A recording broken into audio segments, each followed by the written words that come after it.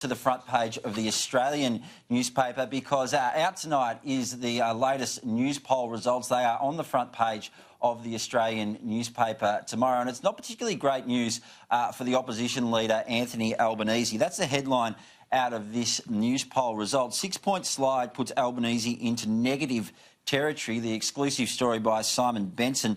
Labor leader Anthony Albanese has suffered a collapse in voter support, with his approval rating heading into negative territory for the first time since becoming leader 3 months ago. It comes as popular support for both the Coalition and Labor strengthened, with the primary vote for the major parties higher than that recorded at the May 18 election. So some of that vote that went to the smaller parties coming back to the majors, the Coalition still ahead 51-49 on a two-party preferred basis. But Evan Mulholland, what do you put this slip for Anthony Albanese's approval rating down to?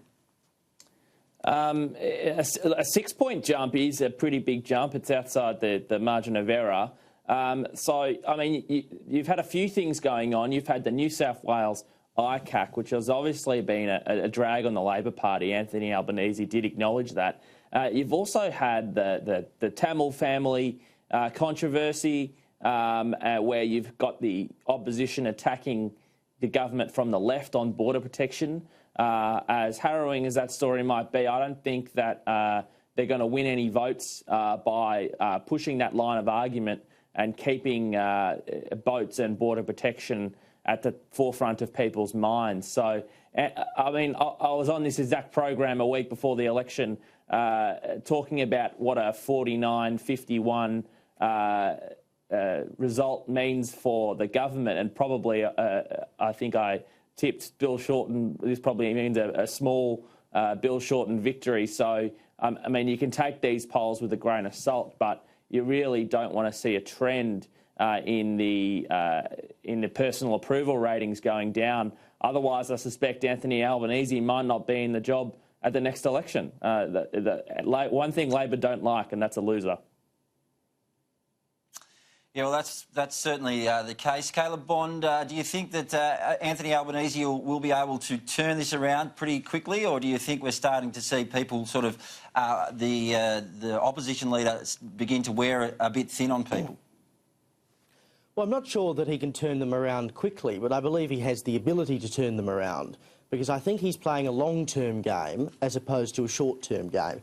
What Albanese is doing for the most part at the moment is more or less staying out of the limelight and letting the government get on with its job. And I guess he's waiting for the government to make a mistake, and he can let them hoist themselves on their own petard.